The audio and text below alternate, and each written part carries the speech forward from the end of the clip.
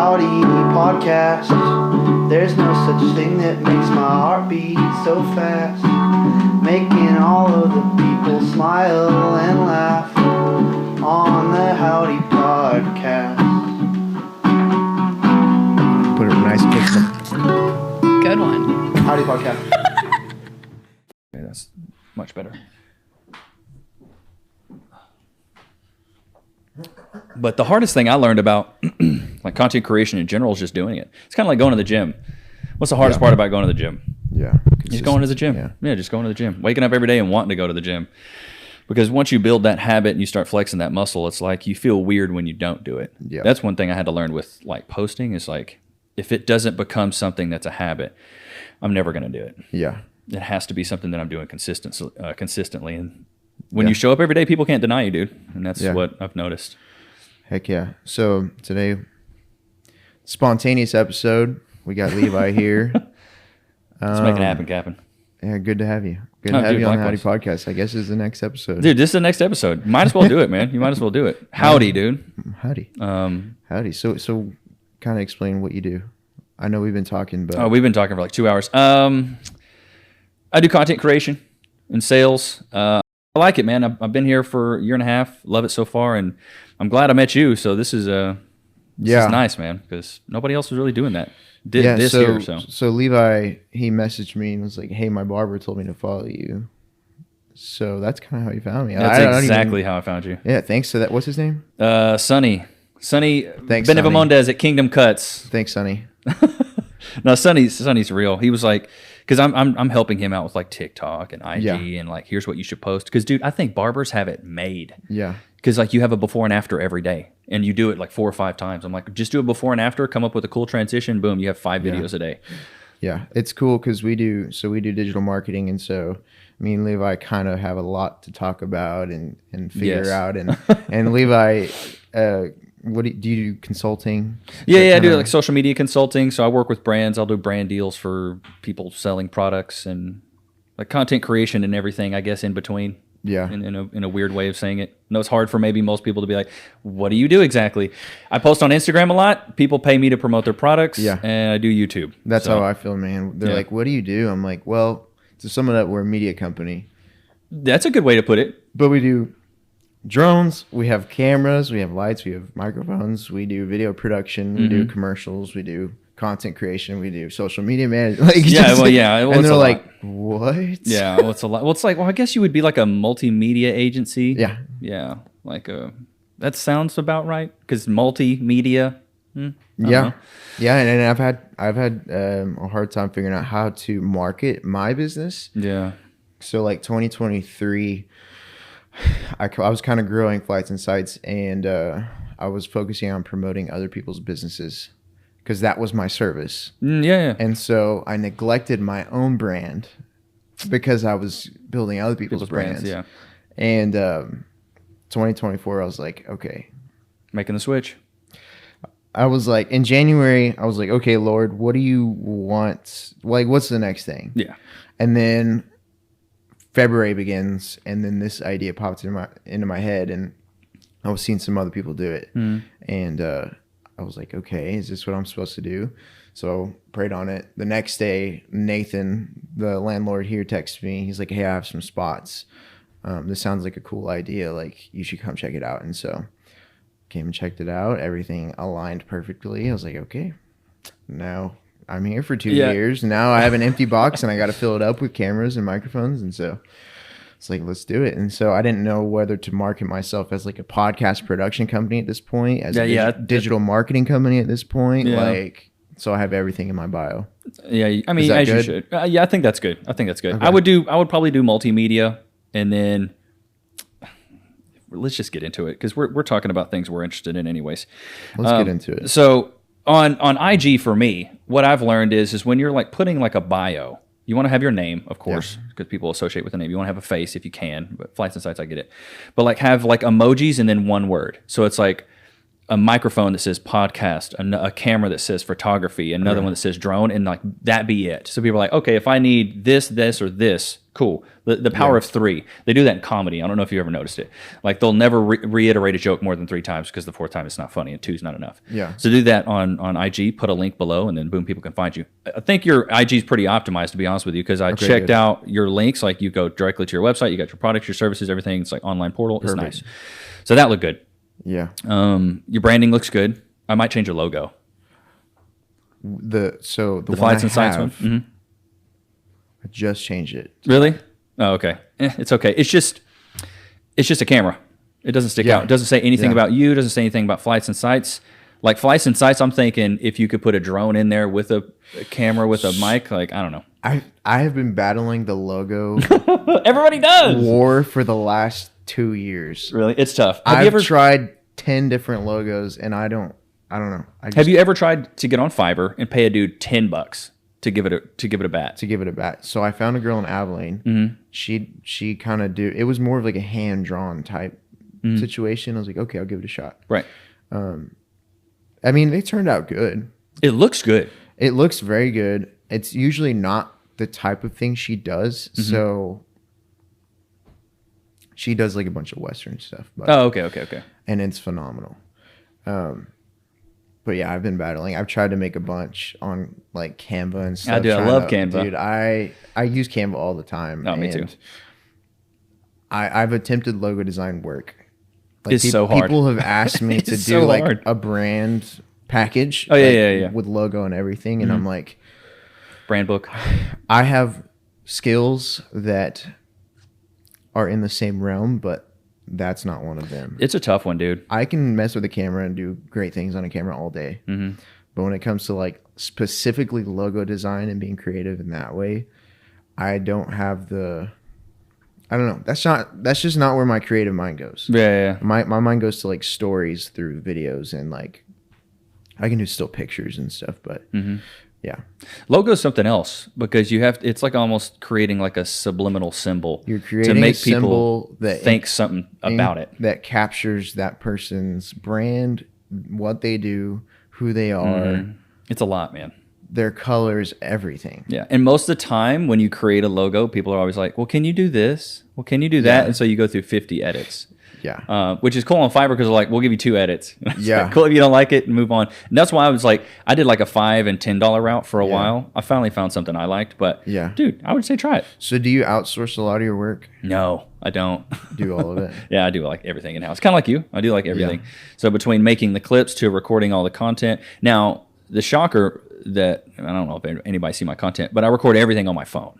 So like all my TikToks, everything on IG on my phone. Even set it up on a tripod. Set it up on a tripod. Just got one that you walk around with, and then even for YouTube, I use my phone because you can in OBS you can use your phone as a webcam. Yeah. And the camera's not too bad on it. Yeah. So I'm like, I'm just going to use this now until I'm like, all right, I need to get a Sony ZV. And it's all. What kind of phone do you have? iPhone 13 Pro. A lot of people think you got to have the newest phone. Dude, you don't have to have. You do not have to have anything crazy to like. You don't. You really don't. Just start. If you want to create content, that is. But like some of the best content creators that I like, they record everything on their phone. Yeah. They may do something with the audio, but like it just looks real. What are your thoughts on this? So like, like you said you went to the Paramount the other day and you said you saw a bunch of commercials that were like, oh my God, he's kind of boring, right? Yeah. Do you think the future of like commercial and ads is moving to more like organic on the phone, like real? Or do you think the super polished stuff still works super well? No, it's raw. Right. The authentic. People miss the authenticity because there's that relationship that they build and that connection. Yeah. And so I think that's where it's going. We went through a phase of social media where it's like very, very edited, like cut up, like only the juiciest parts. But like I feel like people kind of got overstimulated. And so they're like craving the real connections, which is good. Like it's very good. I think social media in general, in order for it to be effective and for you to actually be connected to people, it has to be like authentic. What do you think about this theory? I think the reason that social media is becoming more raw and organic is because of the rise of reality TV and how there are so many. Like back in the day, think Jersey Shore. Yeah. That was like it, and maybe Real World versus Road Rules. I might be dating myself here, but like, or like Survivor. Yeah. There's not really a lot of like reality TV shows. Now there's so many, dude. Like you get on Prime Video, a ton. Selling Sunset. Dude. Have you seen that? Yeah. People love it. 90 Day Fiancé. Yeah. Like My 600-Pound Life. My wife. For everything. My wife loves those shows. Like she'll turn on Love is Blind. Love is Blind. Love Island. And I'm like, dude, what is going on? Like, and of course, me being the good husband that I am, I'm just like, you fine, watch it. And then I'm invested. Oh, and then I'm screaming. Yeah. By the second episode, I'm like, why would Mark even do that? That's totally me. That's totally me. But that's how it always is, right? Because once you get bought into the story and the lore, as I call it, you get bought into the lore. You're like, I'm in, dude. Yeah. I hate Mark. I like Jason. Yeah. Yeah. And so building like a brand around yourself, have you found that to be successful, or like how have you built your brand? I built my brand off of trend. I'm a trend backer. So like if you're on TikTok and you're seeing something that's popping, you'll see audios. That's what I learned. And then you can go into the audios. You can see like how many views they've gotten, how many people have shared a video. And I would go in there and just put my own twist on it. But in my niche of like relationships, I'm talking about me being an annoying boyfriend, or her doing something, or me doing something. And I did that for a really long time. And for the first year, I did okay. I got some traction, maybe got 10 or 12K followers. But then I just kept doing it. And then after 2 years, like, I hit 50K. And then after 3 years, I'm already at 78. It's like, you just keep doing it. After a while, you're like, wow, I didn't know this was a thing. Because in the first 30 days, 60 days, you're going to get real discouraged. You're going to post a lot of content that gets 300 views, 500 views. So how many pieces of content would you say you had to put out before you start seeing any kind of traction? I love this question. I'd probably say I have like 881 posts right now. I probably had to hit the 200 mark before starting. 200 posts before. Yeah. And that's 200 days in a row. Yeah. That's not like, oh, I posted here and then I posted a couple days late. Like I posted every single day. What I tell people, they're like, how'd you do it? And I'm like, you see how many posts I have? I have like 880. I'm like, post for 880 days and you'll see the same thing. And people are like, there's no way. Yeah. But if you don't do it, you don't do it. 880 days. So is that like 2-3 years straight? Yeah. Almost. Pretty much 3 years straight. And have you missed a day? No, never miss a day. You've never missed a day? You can scroll through and see never miss a day. I might be late. I usually post at 12 p.m. every day. I might be late. It might be 4 p.m. I never miss a day. Wow. Never miss a day. And so I'm taking that philosophy with the short form content and I'm like, if this works on IG, Shorts, YouTube Shorts, TikTok, I'm going to do the same thing with long form content on YouTube. Yeah. So now I'm posting like a long form content video, like 20, 30 minutes a day. And I've been doing it every day since November, like 15th.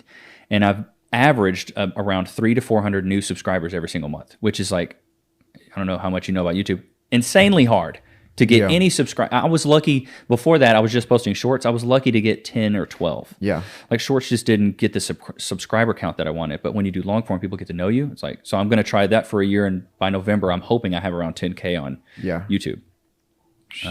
But like I said earlier, I'm changing, I'm thinking of myself as my brand, the service that I sell is attention. Because if you look at the top 10 niches, like it's like fitness, health, entertainment, comedy, and so it's like, I was like, all right, which one of those am I good at? And I was like, okay, I'm gonna go with entertainment. Yeah. And so if you like to teach. If you like to entertain. I tell people like my superpower is talking. So that's what I'm going to monetize. It's the easiest thing to do. Yeah. And if you think about it, I'm getting real philosophical here. What's been always the most like expensive thing in the world? It's never anything monetary. It's always information, or it's never something material. Information, right? People pay tons of money for information. So information and attention. Yeah, information and attention, dude. That's what it is now. It's like cool. You could have the coolest product. You could have a great service. You could do wonders for that. But if you can make money off of people's attention, you'll never go broke. Yeah. Because you can work when you're not working. And that's something I think you understand being in real estate. It's like passive income. I don't want to have to be working every second for every dollar that I make. I want to sleep and wake up and I have more money. Yeah. And that's what you can do with content creation because people are watching it at night and consuming it at other times. You become omnipresent. Yes, omnipresent. Exactly. You can get your message across over and over and over and over and over. No, 100%. To the entire world. No, 100%. Well, so how long have you been doing like the content stuff? Like how long have you been doing consulting or social media pages? Or so really for only like a year and a half. Okay. You're really far along for a year and a half. And it wasn't like, my goal wasn't to become like this person who creates content. Mm-hmm.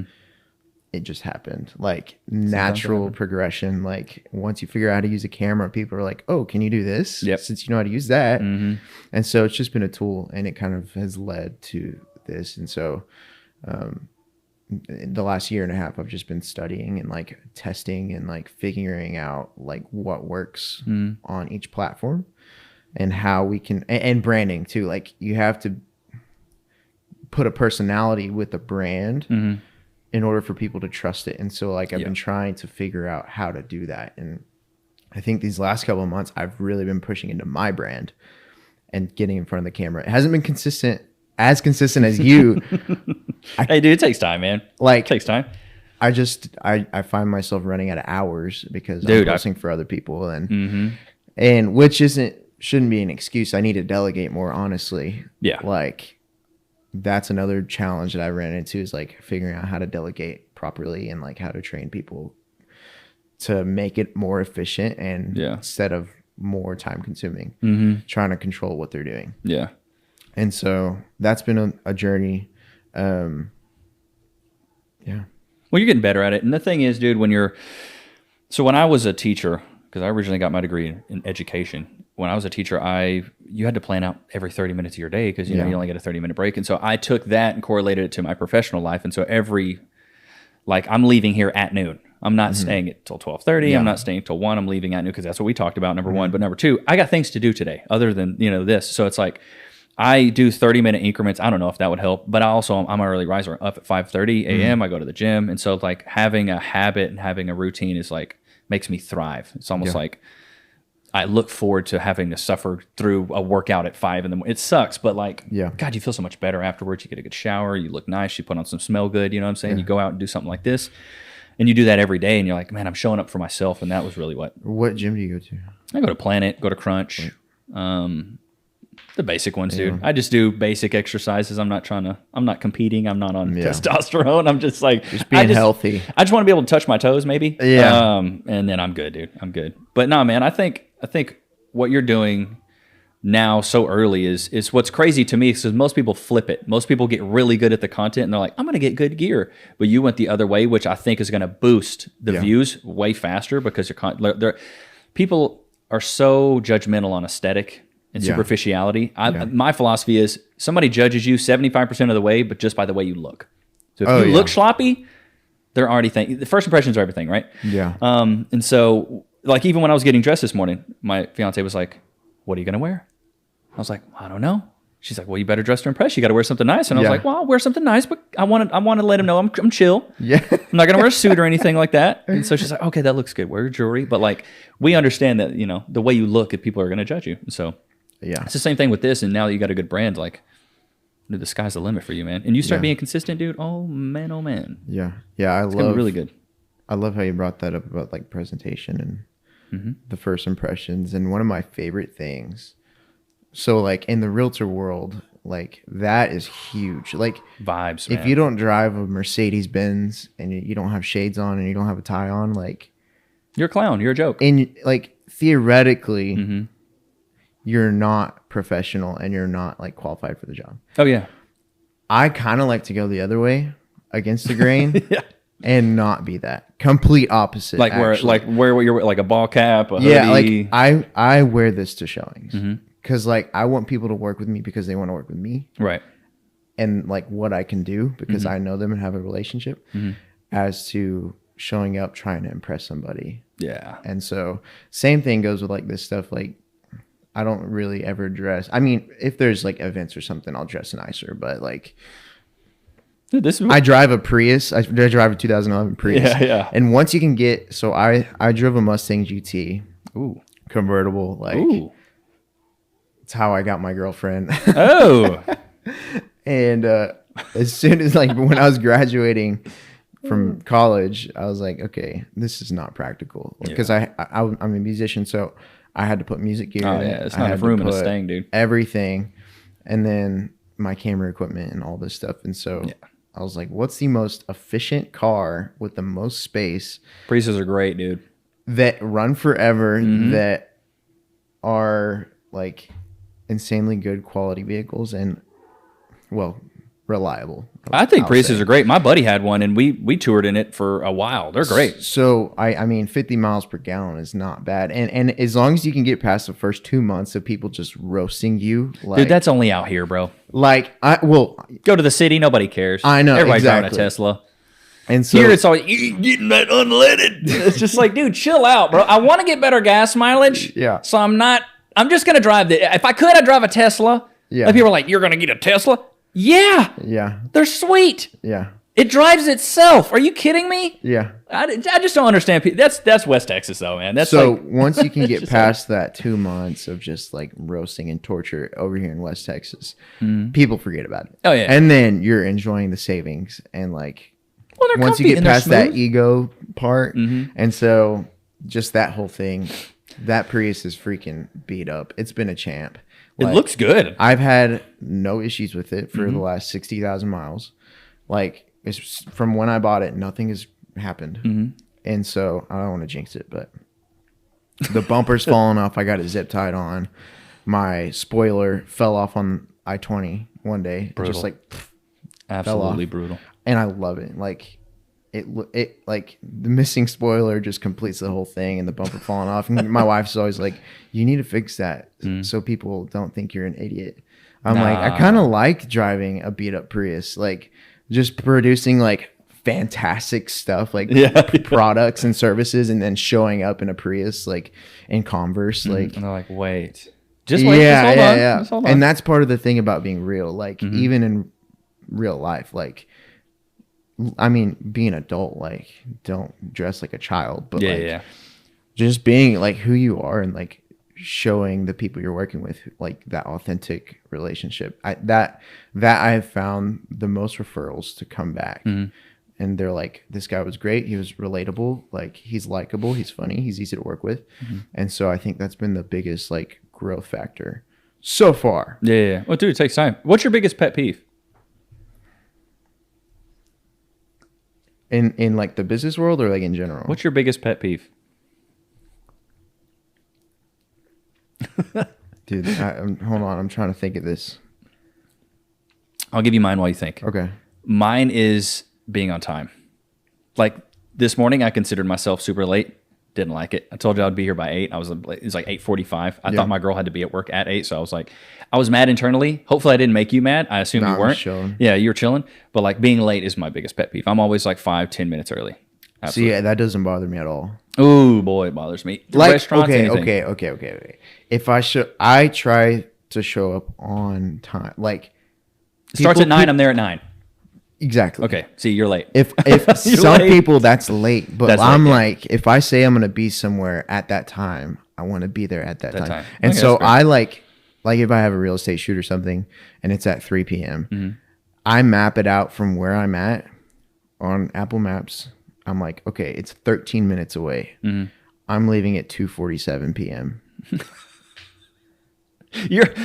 I like to live on the edge a little bit, bro. What if you And have traffic or? Then I'm like, hey, ran into traffic. I'll be 5 minutes late. Well, there's not a lot out here, but Yeah. a cow crossing. But you like to live life on the edge. Yeah, my wife is the opposite. She likes to be early, and I love being early.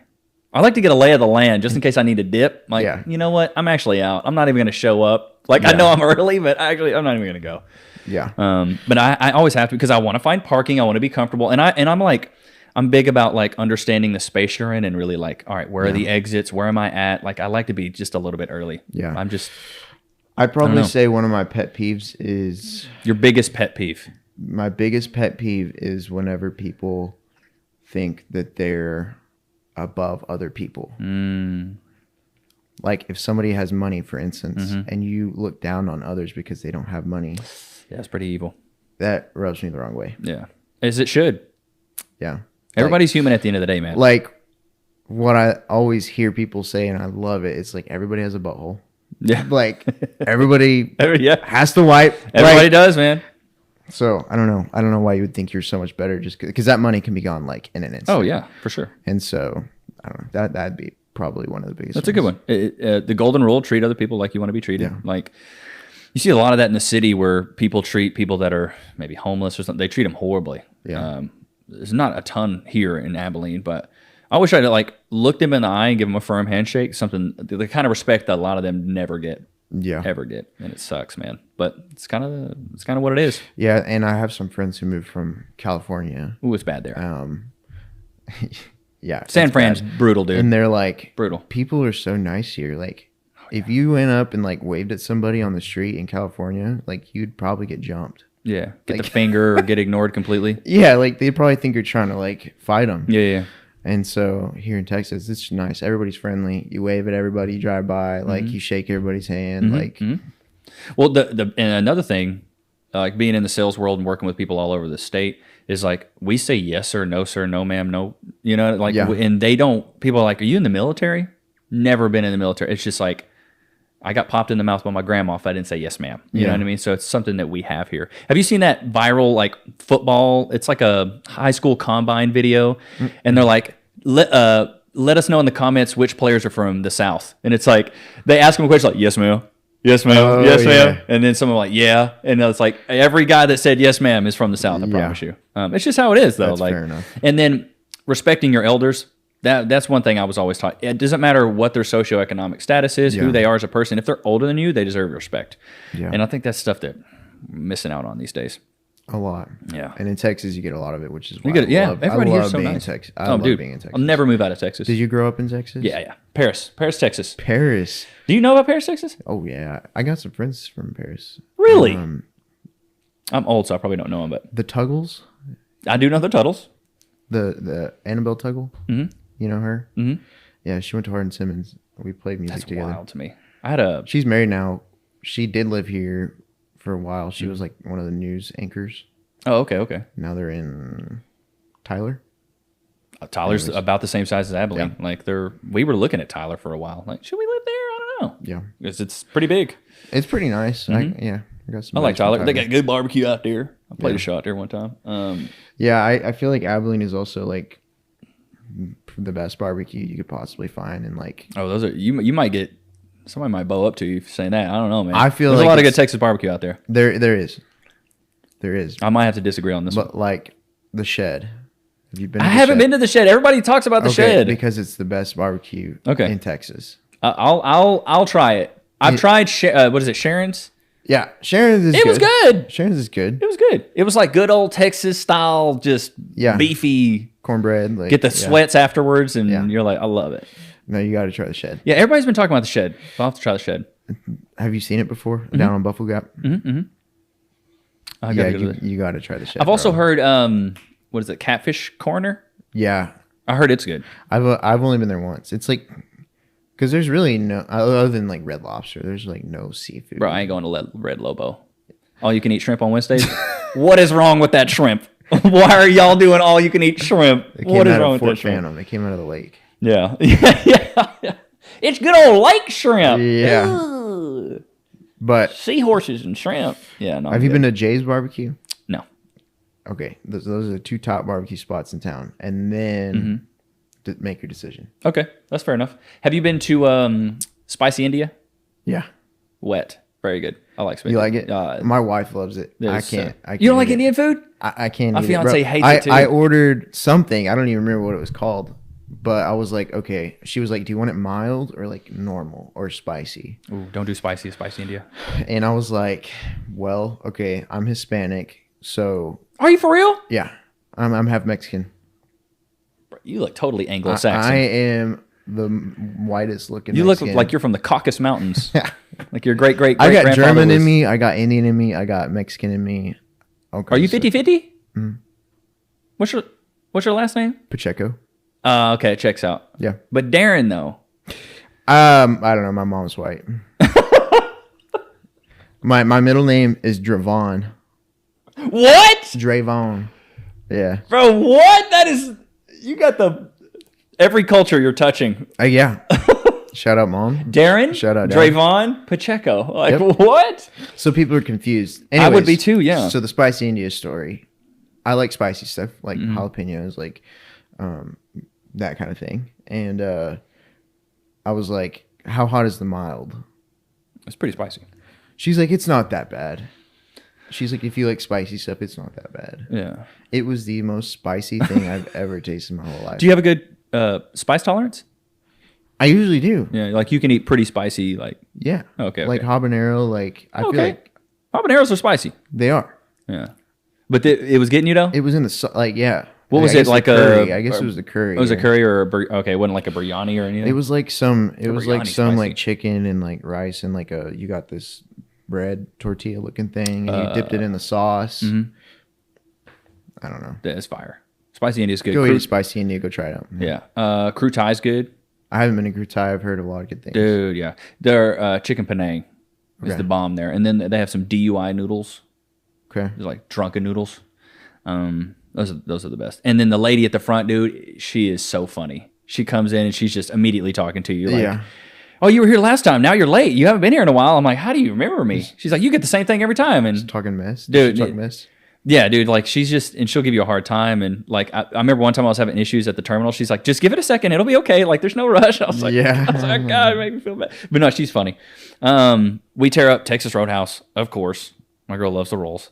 Yeah, Texas Roadhouse is kind of hard to beat, honestly. Yeah. Have you been to Fun Noodle Bar? Yep. What do you think? Oh, wait. The one right across the street from Walmart. Oh, I thought you meant Phoenix Pho. Oh, how's Phoenix Pho? I've never been. It's great, yeah. Really good? It's fantastic. Do they just have pho, or do they have Vietnamese. ramen and like banh mi? Everything. Okay. Oh, so it's okay. Like a typical Vietnamese restaurant. Okay. I think so. Have you ever tried boba and like boba tea? Have you ever tried durian? Never tried durian? Have you heard of durian? I think so. It's the fruit that smells like rotten eggs. Like if a boiled egg could fart is what it would smell like. Oh god. It smells really bad, but it's like a delicacy. Like people really like the taste of it because it's so stinky. It's like eating really stinky cheese. Do you like stinky cheese? No, I don't. No. Not a big artisan of cheeses? No. I'll eat like mild cheddar. Oh, okay. So you're pretty vanilla when it comes to... It's like the white people cheese, yeah. Yeah. I'll just have not the sharp, the mild. Yeah. The Colby Jack. Yeah. Yeah. Me either. I don't like Gorgonzola or Havarti cheese. I don't want to throw up at the same time as I'm eating my cheese. Do you like spreads, like charcuterie boards? Oh, yeah. I'll go hard on some spreads though. Yeah. My favorite. I ate a whole pack of salami yesterday, like a big pack. Salami, and I have to have cheese with it. Oh, dude, yeah. Well, and then maybe the occasional cracker. Or grape. Yeah. Ooh, that's good. Man, a little bit of jelly. I go hard on some grapes, and then I love fruit. I used to eat it, like I would sit there and eat a whole bag, and then You'd be so full. Me and my wife. You'd be so full eating all that grapes. Me and my wife this last year have kind of been like on a nutrition kick. Mm-hmm. So we met with a nutritionist for a while, learned everything about foods, and after I learned how much sugar in grapes, I'm like, there's a lot. It's nature's candy. Like it is nature's candy. No wonder I liked it so much. Were you eating like the Concord like purple grape? Oh, yeah. Oh, okay. Welch's yeah. Oh yeah, those are good. So have you ever tried the cotton candy grapes? Yeah, those are even sweeter. So They're dangerous. Very dangerous. So this last year I've been kind of weaning myself off of sugar a little bit. It's tough, dude. Are you a big soda guy? It's more addictive than cocaine. Cocaine. I'm not a soda. You don't do soda? Not really. Me either. I used to go hard on some Dr. Pepper, but same thing. It's good, dude. And then I got onto this like diet Coke, like Coke Zero, like diet drinks. One of those, I've seen those. I've been trying to wean myself off of that because I've been researching like all the artificial sweeteners and stuff and how stay away from sodas, man. It's so bad. You're young now, so you're good. But like, once you get up in your dirty 30s, you really got to watch what you put in your mouth, man. Because it's like you be drinking some Coke for a while, and you're like, "There's a zit on my forehead. Yeah. What is that?" Well, yeah. The amount of sugar in one of those drinks is just mind-boggling. 60 grams in like a 12. I'm like, good Lord. Like, I saw something the other day. It was like you only need it showed like one little sugar cube, and it's like that's all your body really needs in one day. Oh yeah, and you drink one bottle of Coke and it has like 60 times the amount of that. Yeah. And then you're drinking like, 2 or 3. There's people that drink 2 liters. And your body cannot no, your kidneys are like, your liver's going crazy. It can't do anything with that much sugar. No, it can't. It'll turn it into fat. Yeah. And then that's what happens. And then that's America. America, baby. Well, that's what they say. Like, if you can cut back drinking your calories, like liquid calories is where a lot of people gain most of their weight. Beer. Yeah, dude, I stopped drinking alcohol. Yeah, because it wasn't doing anything. It wasn't doing anything for me. I love beer. Don't get me wrong. Yeah. And I love a good whiskey. If it's a celebration, we'll do it. Yeah. But like the casual drinking, I had to cut it out. There's no point. When you do it on the daily, it adds up. Oh my gosh, dude! fast. Yes, you will have a beer gut in a month. Yeah, luckily I don't like beer. Yeah, like I'm not a beer guy. I'll sip on some whiskey. Yeah, some good whiskey with like a good old fashioned. That's a good or a cigar. Good time. Whiskey and a cigar. Mm-hmm. You can ask my wife. She's kind of into it now too because she's like, oh really? This is fun. She's dude, like, you just sit here and relax and it's just like you're in an episode of Suits and you're just Yeah, it's just. Classic. It's a gentleman's Put on thing. Some Frank Sinatra. Yeah. Like, oh, dude. My goodness. Fly me to with your wife. Yeah. It's a good night. It's a very good night. But no, I had to cut it back because I was like, I'm drinking, but I'm not even getting tipsy. I'm not even like I'm having 2 whiskeys and I don't even feel anything. I'm like, I'm just gonna stop because then it's like your belly kind of hurts the next day, and it's expensive. It's very expensive, especially the good stuff. Yeah. I'm not drinking Kentucky Deluxe, $12 in a plastic jug. It doesn't taste good. It tastes horrible. Have you heard of Garrison Brothers, the whiskey? Mm-mm. So they're a distillery in Fredericksburg.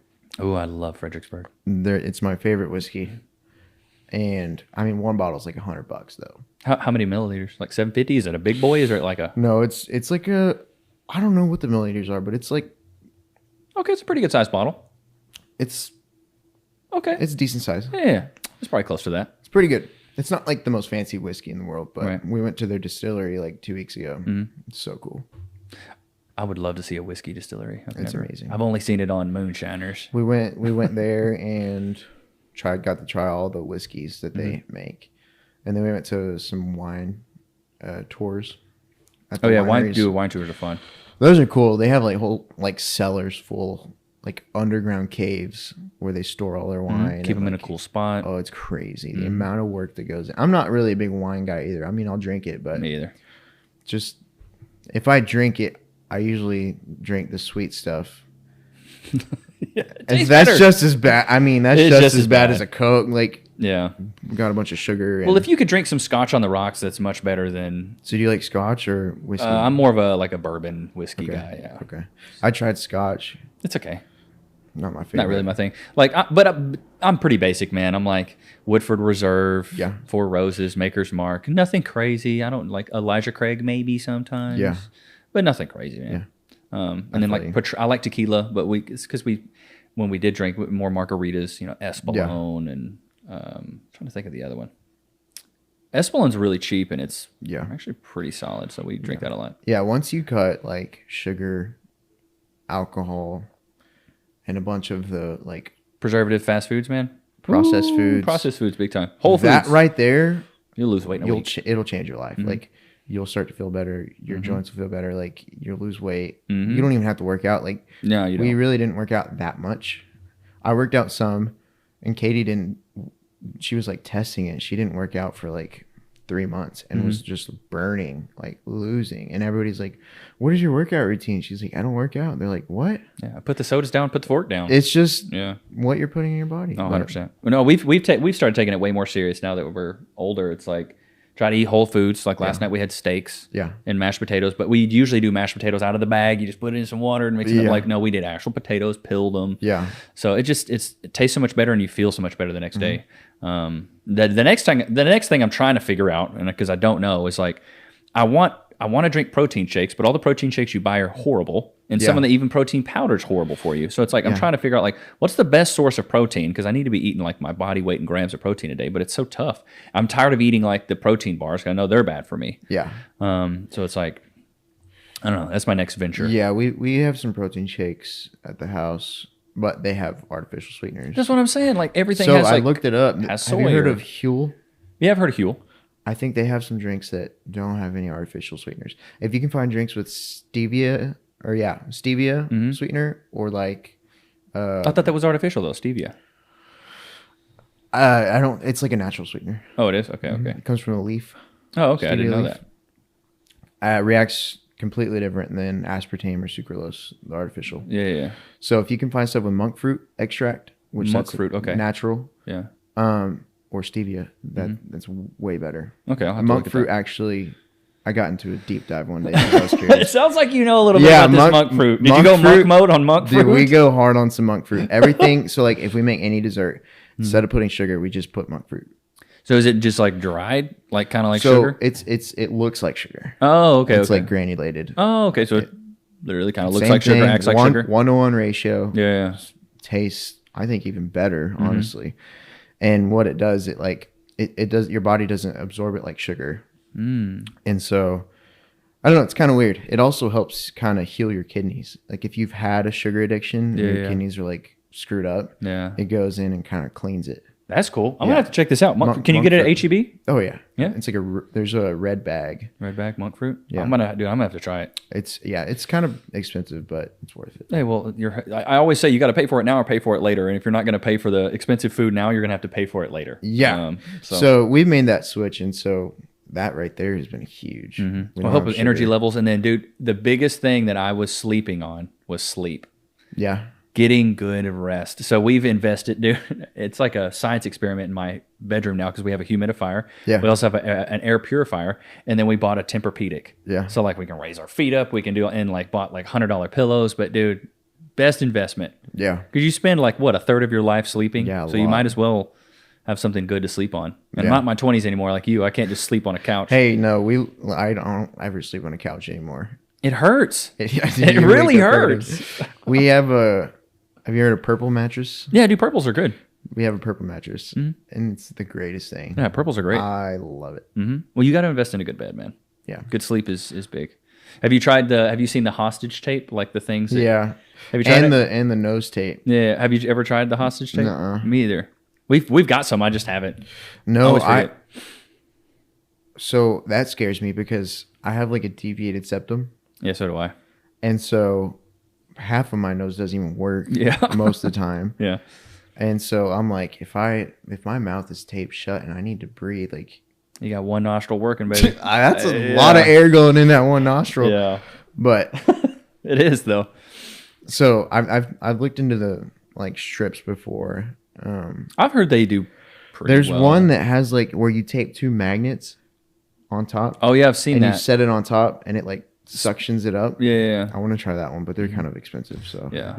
Have you seen the nose flushing? Like the yes, like a neti pot type yeah, thing. dude. I do that all the time. Really? Mm-hmm. Oh, I've seen them online and I'm like, oh, what just came? Is that part of your brain? Amazing. I've heard it's it really feels not great. that bad. It's really not that bad. Okay. It just like flushes it all out. So like, there's the one where you could squeeze, and then there's one where you just like tilt your head, and the water straight up just goes like up and down and out, and just flushes everything out. Yeah. Ooh. And you feel like so clear after. Like, yeah. I can see, I can smell clear. Yeah, I have to do that a lot because I have bad allergies. So does my fiance. I've dude. always had it. What do you take? Do you take anything like Zyrtec or anything? Well, I did just take regular allergy daily medicine, but like since we've changed up our foods, it's helped a lot. Really haven't had any allergy Makes issues. sense though, dude.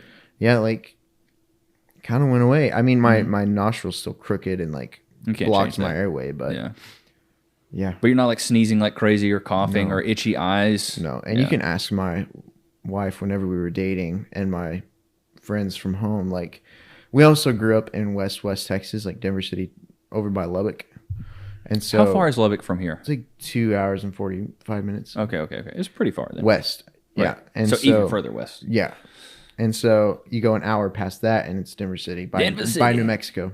Oh, okay. So it's just an oil town. Yeah, that's what it all is out there. Flat ground. So I thought it was because of that. And it probably was. A lot of dust. Yeah. But like I moved over here. It got a little bit better. Not really. And then once I changed my eating, that's when it like actually like I can't even tell you the last time I had a sneeze. Like I used to have these sneeze attacks. I sneezed like 20 times in a row. Ooh. And so I haven't had one in. That's brutal, dude. Know. You were one of those people. It's like, sorry, I need the next 2 minutes. I'm going to be sneezing. If I was getting on it, if I started sneezing, I wasn't stopping. And so that's kind of gone away. But the neti pot helps. So like on Sunday mornings, I got to get up. And our first service is at 8 a.m. And so we're up. We're up way earlier than that because we got to drive 30 minutes to get get there. And for rehearsal, which is an hour and a half early before. You're up at 5. Yeah, we get like 4:45, 5 o'clock every Sunday. And my allergies, it's like gross. As soon as you wake up that early and you try to sing, you sound like awful. Yeah. So you got to get warmed up. You got to clean out your nose. Like, it's a process. Yeah, you sound Sleep like with a humidifier. Like, now we invested in all that. I didn't think it'd make much of a difference, but it's so dry here. yeah. Like, you forget how dry it is. Yeah. But then when you're sleeping and you're waking up like all right, we need a humidifier on. Yeah, it is pretty dry. And what's crazy is when I moved over here, I thought it was not. Like, I thought it was, like, humid. You thought it was humid here? Oh, because Yeah. it's even drier there. Because closer to New Mexico, it's bad. There was Phoenix is real dry. Zero humidity there. Yeah. And so, like, yeah, it was bad. Good old Denver City. I've never been to Denver City. Yeah, How big is Denver City? Don't go. It's like 3,000 people. Don't go, he says. If you're going to, like, Ruidoso, New Mexico, you can go through there. Oh, okay. So if you're ever going to Ruidoso, but other than that, don't go. To be fair, never heard of Denver City until I saw like your Instagram. It looked like a football picture. I was like, Denver City? Yeah. Is that Denver? I was like, why is he here? Like, this is so confusing. I'm like, this guy's story, like, he's playing guitar. He's got a Denver City jersey on. I'm like, who is this Hispanic. guy? Yeah. He's got 3 weird culturally ambiguous names. Yeah. Who is this man? Is he a made-up avatar? Is he AI? This is the Howdy Podcast. Yeah, this is it. This man is straight up AI. That's crazy. But no, the West Texas is much different than Austin or even Dallas. I love Austin. We Yeah, love you would Austin. fit. You would fit good in Austin. There's a bunch of weirdos there, but A lot of weirdos. it's get just used to so it. gorgeous. Oh, it's beautiful out there, Like, especially the West, man. All the every hills. time we go to like Fredericksburg, even like we're like, should we move here? Like, Fredericksburg's dope too. but then we see how much it costs, and we're like, no, Very expensive. I'm gonna have to get a good. Well, because job. you're competing with all the older folks that are like retired and Have been empty there, nesters, yeah. and like, yeah, we're not on that level yet. It's not our time. Yeah, We're supposed to be building something right now so we can retire later on. You know Yeah. what I mean? But it's good for a creative community. But I'll tell you right now, for something like this in Austin, bro, you'd be paying an arm and a leg, and it'd be at super north or super south. Like, you Yeah. couldn't get anywhere centralized. Like, you're in downtown Abilene. When you told me that, I was like, oh, this man is downtown. You ain't getting that kind of treatment in unless you got 10 racks a month. yeah, it's downtown, pretty nice. It's a great location if you're like, hey, let's go around the corner to get a slice of pizza or something. Like, you can do that. Tacos, pizza, coffee. Well, like, what is this Leaf place? Is that a cigar it's a bar? cigar bar. Yeah, I didn't even know we had one. it's sick. Really? You need to stop by there. Do you like cigars? Yeah. Yeah, you need to stop by there. Yeah, I would love to go by. But I just didn't even know we can had go down one. there here in a minute. Yeah. Check out the Leaf cigar bar. I'm just trying to think. Are there any other now that we've talking about local places, I actually love talking about, because I don't know a lot of places. Taylor County Tap House, been to. We talked about Cork and Pig, was really good. Pretty good. Twisted Root, Phoenixville, I want to try. The You Insomnia, like burgers? love burgers, dude. Rock and Rollers? Have you been to Lucy's Burgers? No. Go to Lucy's Burgers, the best burger in town. Really? Have you been to Rick and Carolyn's? Where is that at? Rick and Carolyn's is off of there's a church on it. I don't know streets that well. It's I don't think I have. best burgers in town. Really? Yeah, I'll come back. I'll Right. come at you on that, because Rick and Carolyn's, apparently Rick and Carolyn were a couple here. Okay. They lived here for a while, and like their burgers are pretty slamming. But I need to try Lucy's. Yeah. Rock and Same Rollers, thing. It's like a husband and wife. husband and wife, yeah. But I've heard Rock and Roller. I've had Rock and Rollers. It's pretty good. Have you ever been That's to over. Yeah. Okay. I know where that's at. Have you ever been to Hop Dottie? Hop Dottie's like a gourmet burger bar or whatever, but it reminds me a lot of Hop Dottie Rock and Rollers does. It's good. I think you would like it if you like Rock and burgers. Rollers is good. Yeah. Trying to think what else. We talked about Crew Thai, Spicy India. Have you been to Perini's? No, I haven't. That's the nice spot. Have you heard of Perini's? I have heard of Perini's. That's in Buffalo Gap. Oh, okay. Maybe I'm tripping. I've been to Beehive. I heard Beehive's another one of the nice ones. Like, Yeah, that one's here downtown. Yeah. I haven't been there, but I heard It's a lot of good, good things. man. It's expensive. Yeah. Like, for one person, I went one day. I was off, and my fiance had to work, and I was like, I'm gonna go try to learn the town. So I started walking downtown, and it said Beehive was nice, and I went and had filet mignon and lobster. It's like $100. God. I was like, geez. That's probably also the most expensive thing on the menu. Yeah. Well, they were like, it's a special. I was like, cool. Especially expensive. Yes, and I think I had an appetizer and like a cocktail. Like, I did the whole thing. Yeah. But I was like, $100. I'm like, sheesh. Like, most places here you go and it's $30 with tip, and you're like, I love it. Yeah. Okay. So let's get back into the social media thing. Oh yeah, sorry. Go ahead. Have you ever done any work for like local businesses, like if you were to do any work like in your realm, what would it look like? Oh man, it'd be more of like a consulting strategy, not as much. So explain that. Like, what does that mean? So basically, I call it a social media audit. So like where I would sit down with you, and beforehand I would ask you to get all your social media pages, and I would just basically do a health check on your social media and what you're doing, the content you're putting out, the demographics that you have, how many people are following you, what your engagement look like, and kind of give you like almost like a report card on how good your social media looks. And then I would give you like a 30, 60, 90-day strategy of like what we need to do to get you there. So does that mean like how many posts, like at what time of day, like what kind of content? That's exactly what it is. Yeah, when to post, what type of content. Because the first month is going to be, we're just going to try a lot of stuff. We're going to throw stuff against the wall, throw stuff up against the wall and see what works. If it sticks, great. If not, we're going to pivot. So we'll do that for like 30 days and be like, all right, so let's say you're a personal brand. So I'll use you. Like, right. So you have your personal brand, but your personal brand also kind of goes into Flights and Sights as well at the same time. But then Flights and Sights also kind of blends into the Howdy podcast. Yeah. What I would probably do is double down on yourself. Yeah. But I would rename myself as like Darren the something. And it would be like some type of photography or video title. And then push everything to that while still pushing to this, but make sure you're posting natively in the app to your personal page. Yeah. And then because people are going to get bought into, well, what's Darren do? Yeah. And it only makes you look more professional when you have these other pages. And then and that I know you can actually keep up with them, where a lot of people are like, I can only do one page. But most of the time I'd say double down on one page and start posting content. But for you right now, I would say, this content is great. Yeah. The talking head stuff, the podcast clips. But if you really want people to get bought into the services that you provide, you're either going to have to start doing like a day in the life. Yeah. Or like... We're working on a week in the life right now. Yeah, there you go. Week in the life of a 22-year-old multimedia owner in Abilene, Texas. Like the more you can niche down, the more granular you can get, the more targeted people you're going to reach. You ever have issues with blah, blah, blah, posting to Instagram, call me. And then I would do that, and I would just give out like appetizers, 10, 15 seconds. Because if I showed you my analytics right now, what do you think the average time somebody watches my content is on Instagram? I don't know. How long is your average video? Anywhere from 10 to 20 seconds. Some are longer. I'd say 10 to 15 seconds. 3 seconds.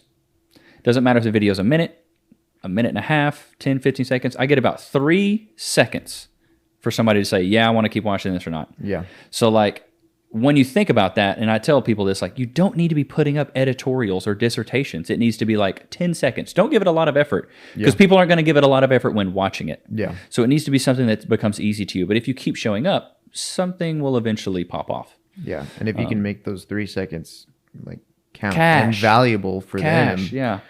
Like I always like the reason I started the reason I started my YouTube channel the way I do is because a lot of people are like, what's up, y'all? Welcome back to the channel. It's your boy Blobbity Blee. We're about, and I'm like, I'm cutting all that out. So what I'm going to say is like, what's up, y'all? Let's get straight into it. Within the first 2 seconds, we're already to the thing. With the shorts I'm posting, it's like immediately into the action. I'm not introducing myself. I'm not telling them anything to do. It's just straight to the point, because people are, it's an attention economy. And when everybody's trying to sell something, that's when it becomes difficult. Yeah. But it was a long-winded answer for what I would do, but essentially a social media audit. So that's just kind of like a side thing though, right? Oh yeah. Just like very...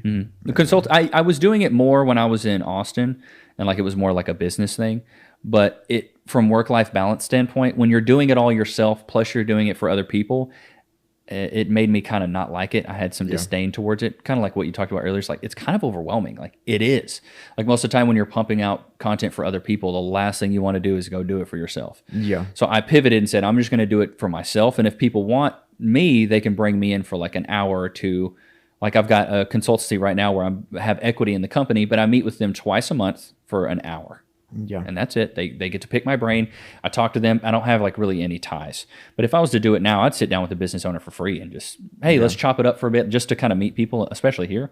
So if anybody ever reaches out to me, feel free to. Like, I'll give you a free social media audit, and we'll just go over everything and kind of talk about it. And then, but if you want content, go to him, because I'm not going to do any of that. I'm not going to edit your content. I'll give you strategy, but I'm not editing. I'm not shooting. I'm not doing any of that, because it's too much work. It's too much work. Yeah, to do all of it, and that's what we've been trying to do. Mm-hmm. And I think you will. And what I think for you, at least what helped me, is like getting your processes down. And it sounds like you're already like well ahead of where I probably would have been if I would have started this, but like getting it down to a science where I can do a lot of work in 4 hours. Yeah. Like Opus Pro, hopefully that helps. With the long form content, hopefully you can find something that will chop up things and cut stuff, like, because editing's what takes forever, dude. It takes so long. Yeah. And that's what people sleep on, is the editing. Like the recording part's the fun part, but the editing part's the grueling, like, I've got to sit here for 5 hours, and you're good at it, which it makes you want to flex that muscle, but it takes up so much of your time. Yeah. Yeah, editing, I it's like an emotional roller coaster with editing. Dude, it's like tough, I'll start off hyped, like a lot of energy, like ready to go. Like I'll get this done in 10 minutes. No, things go a different way. I discover a clip didn't look the way I wanted it to or sound the way I wanted to. Now I'm fixing the audio, like now, and then I have to zoom out and look at the story. And like, what is this actually saying? Does it make sense? Putting captions, you got to go proofread everything. Like, now Opus Pro makes it a lot easier. Yeah. I think you'll be able to pump out a ton of content. And so I always, because I've been on a few podcasts, and we usually get to this part in the conversation, and I want to ask you this question. What do you think is more important? Quality of content or quantity of content? I think if you can have a good mixture of both, that's what I would do. I personally, you could just have one. Just have one. Quality. You think quality? Why? That's just personal preference. Okay, that's fair. What if I see an Instagram page and it looks like crap, in my mind, there's a less likely chance of me staying there and looking at it because it's not aesthetically pleasing. Like nothing catches my eye. It's just a normal thing. Right. But I also am a photographer and creative, like videographer. So like I take pride in those things, and like I want my things to look good. And so that's why I would say quality. And whenever you put that quality into things, I feel like it takes it to another level and people notice. No, they definitely do. They notice that you put the extra effort and time into that. I'd rather put 3 videos out a week right now that are very, very high quality than put out. Because, I mean, I don't even have any idea. Like, I got to curate and, like, take time to think about the type of stuff I put out. It's a lot of work, like, it's a very weird niche. Like, I'm still discovering who my audience even is. Yeah. Well, that's the beauty of it, though. And so, this like, is the fun part. I'm making all different kinds of videos and, like, different types of content. And, like, I'm trying to be creative and funny and, like, get my message across all at the same time. And so I would say quality. Okay. For you, quantity has worked. Well, I've always said, and this is something Gary Vee says, quality is subjective. Yeah. Like all the things you just explained. Quality to me. Quality to you means that. But like who was the popular people in class? Or the popular people? They were always the people that were there, all those people that were seen. And so I've taken the quantity approach because Gary Vee talks about that. He's like, quality is so subjective, and a lot of people don't have that level of knowledge that you have. Like to even appreciate it, they think it's too polished. Yeah. Because like even to your point earlier, you were like, I like the realness of it. Yeah. I like how raw it is. Which is good. I just have access to a very nice camera. Yeah, so I'm like, very, very nice gear. It's a lot different. Why not use? No, why would you not? Why would you not? I completely agree. But like a lot of stuff can be done from a phone it's okay. Like if you were to look at my content, the quality of it, and then look at yours, you'd be like, wow, Darren's got 10x the quality that he has. Like his videos. But at the same time, you're a content creator. Yeah, true. That's what you do. Yeah. We have services. You're like a business. We provide a service. Yeah. That yours is attention, audience. Ours is media, like quality, like video editing. Like, so I think it also just depends on like what you do. And like, if I was straight up going in like content creating, picking a niche, only doing that, like, yeah, I would be pumping out like I wouldn't care what it looked like or like anything. It's kind of what you have to do. And then I also, as a brand, I have to represent the kind of stuff we can produce. So people are more willing to like. They're like, why do I need to pay you that much? I'm like, well, trust look at my me. Instagram. Like, it's there's worth it. good stuff. Like, it's not. Yeah. I used to, when people would ask me like, why is it so expensive? And so I always kept a 1-pager of all my gear and like a total at the bottom. Yeah. And I'm like, I completely understand that you feel that way. If you want to get started and kind of do what I do, and they're like, 15,000. Like, that's a lot. And then you have to learn all this stuff. Do you want to do that, or do you just want to pay me like $600? Yeah. Okay, I'll pay you $600 because people don't realize how much the gear costs. Oh yeah. Like every single piece of everything that you see in here was purchased, and it's a lot of money. It's a very big Everything, investment. all the furniture, cables, microphones. Like you might have had some of this stuff laying around, but you had to buy pretty much all of it to get started. It's not like you were just like, I just took my couch out of my living room and I took my site. No, you're not doing that. You're buying actual things. But to your point, I completely agree. Like running an agency, much different. Like you need to have higher quality content.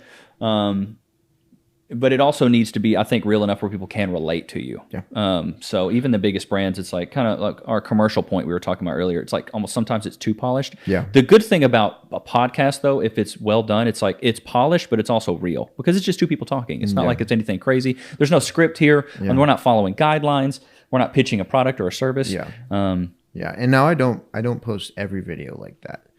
I do post straight up phone videos sometimes, and I mean, those do just as good, if not better. So, I mean, it's just whatever you can, man. I always say it's just, I'm just going to keep showing up. Like people are like, well, what's the key? And I'm like, post every day for a year. Yeah. And they're like, that's a lot. I'm like, I know. Yeah. But Rome wasn't built in a day, and neither is any type of brand. Because to your point, my whole thing with trust is I think trust building is showing up every day. It's kind of like a kid's philosophy. Like, why does a kid trust their parent? Because they're there for them all the time. Yeah.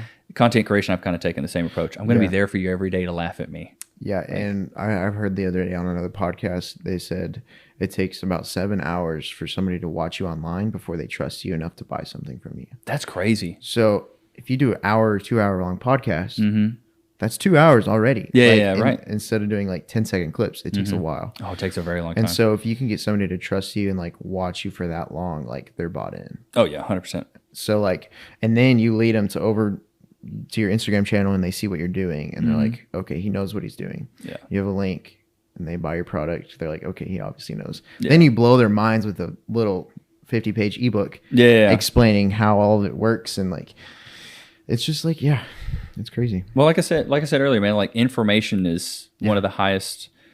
And it's one of the things you're paying for. Like our services, like you're not just paying for a picture or like a video. Like you're paying for the quality.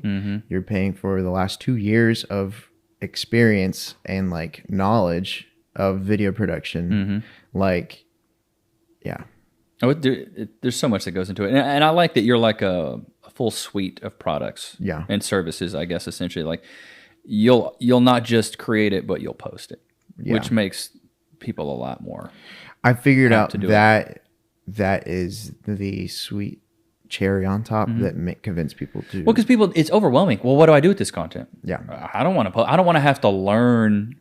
All these social media platforms. And it's not the funnest thing in the world. Like even though we do it, like it's not the funnest we'd all thing. rather be sipping mojitos on the beach, but like and I've there's worse things you could do. I've thought about trying to outsource it somehow and like delegate it somewhere to somebody who knows what they're doing, and so like. I don't know. I think it's kind of cool that I'm talking to you about this. You do it every day. Yeah. Well, dude, I tell people, you feel overwhelmed to get a VA in the Philippines, $5 an hour. Yeah. So I looked into virtual assistants. Do you have one?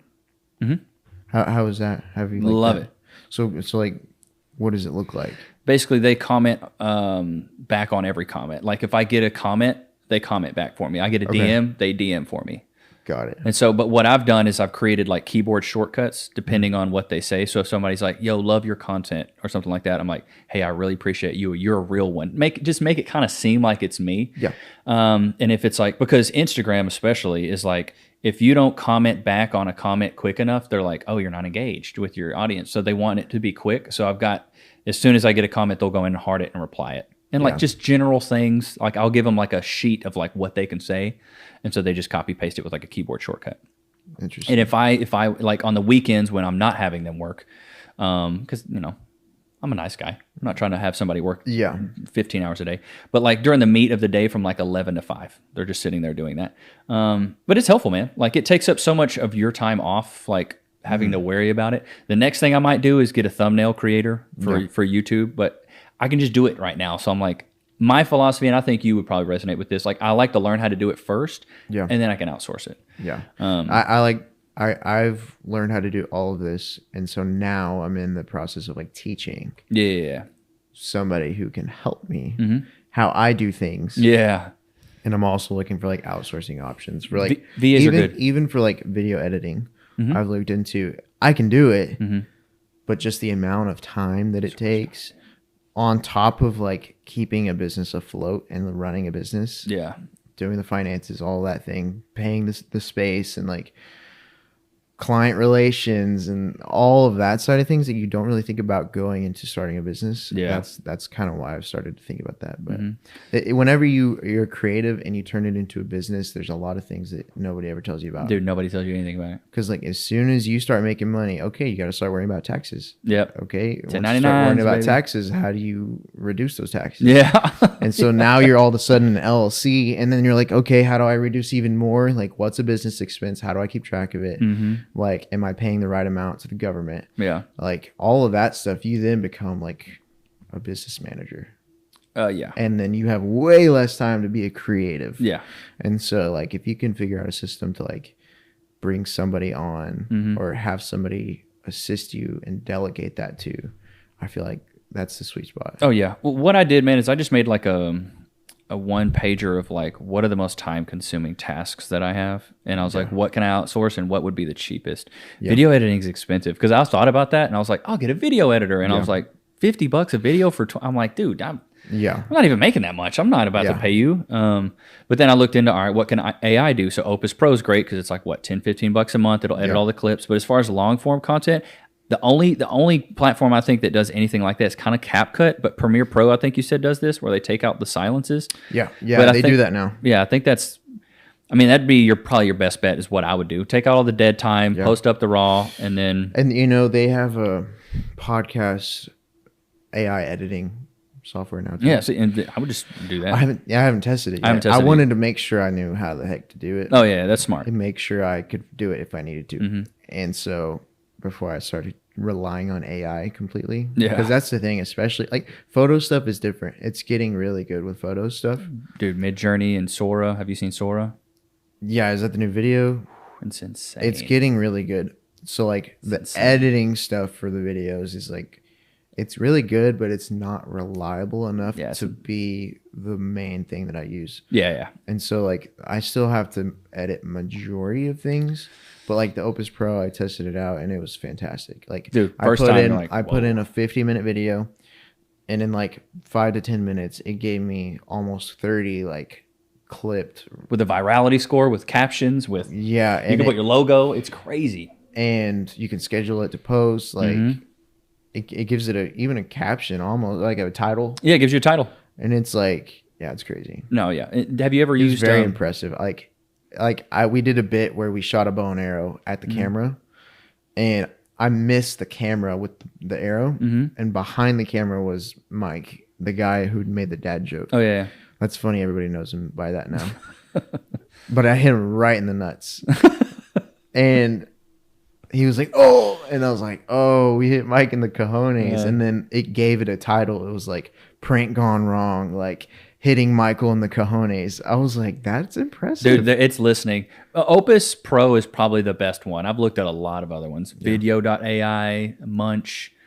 They were okay, but Opus Pro gives the best like aesthetic, and they'll split up the screens, and then they'll go to like one shot. Like Opus Pro does a really good job. Don't sleep on Opus Pro; they're very good. Because I used to do what you're doing, like manually cut up. Like, dude, it takes a long time. Oh my god, it takes so much time. Yeah, but Opus Pro is going to save you a ton. Have you? Oh, I meant to ask. Have you ever heard of a Hootsuite? Yes, is that a scheduling platform? Yeah, for like social media. Okay. So you can have like multiple accounts. You can schedule. So I use something pretty much the same. Okay. It's called Metricool. Oh, okay. I think I've heard of it. Yeah, it's been good. I mean, we have as long all as our it does the accounts job, linked. There's been a few limitations, like the audios and the trending audios and stuff. Oh yeah, you can't do that. I haven't quite figured out that. So if we do use a trending audio, we just have to go on and What you could do, which is what I have done in the past. I don't use Hootsuite anymore because I post natively in the app. But like, if you go from Hootsuite, put it in your drafts. And then you can go in the app, go from your drafts, and then add an audio. So you can put it directly into your drafts. Okay. So like that's what I'll do. Like my camera roll sometimes, like because I'll post like an old video I haven't posted in like a 30, 60 days, and I'll post it, but I don't want to like post it to Instagram. So I'll go from my camera roll, save it as a draft in Instagram, and then go in Instagram and mess with it. Interesting. Mm-hmm. Yeah, dude. There's so many, and I feel like I don't even know. Like the only reason I know what I know is because I've just tried to look it up. Like all the stuff that you're doing, I'm completely ignorant to. Like I've really just doubled down on like how can I get the most out of my time when creating content. Yeah, that's why when you asked me earlier, do you create a batch of content? Like yes, like I have to record. See, and that's what we do with our clients too. Is we'll pick a day. We'll call them media days. Yeah, that's perfect, dude. Batch create. We'll film like 10 to 12 reels worth of content. And there's that, and then we go in, we edit it, and like we post it, schedule it, everything's good to go. That's it. Yeah, that's all you have to do. So, but dude, there's a lot of power going back to VAs. There's a lot of power in a Google Drive and a VA on WhatsApp. There's a lot of power in that because that's what I'm doing that right now with. Like I'm trying a couple other accounts on TikTok, and I'm just like bulk uploading a Google Drive link or like a drive, I guess, with just old videos. What do you? Oh, you put the videos in there. I put the videos in the Google Drive, and then I'll put the caption and the hashtags because it's the same every time. Can you relate? Post? And then they'll go through and post it every day because I don't feel like posting on like multiple accounts. So it's like, hey, I want you to do comments this week. Hey, I want you to. So my VA can do a couple other things. Yeah. So it's not just like I have one person for this, I have one person for that. It's like you can teach them a couple different things. They're pretty savvy, dude. VAs are great. And they're not super expensive, like maybe $5 an hour, $6 an hour, India or the Philippines. And I've asked one time, I paid a guy to like build me, because I was going to start like website creation, kind of like what you're doing, but like calling up local businesses. Hey, you don't have a website? And they're like, yeah, I don't have a website. Hey, I built one for you. And it's got a click funnel and it's got everything that you need. All you got to do is pay me $600 and then $200 a month, I'll host it for you. Yeah. Something like that. And so I had a VA build me a list of just like every single like business around me in a 150-mile radius that did not have a website, and it was so many. Wow. Yeah, phone numbers, email addresses went through, and then after like a week, I had the list. Wow. You can do anything. There's some there. You're like, this would have taken me a year. And they'll go through and do it. But so you could do that. Be like, go through and make me a list of every single real estate agent within 100 miles.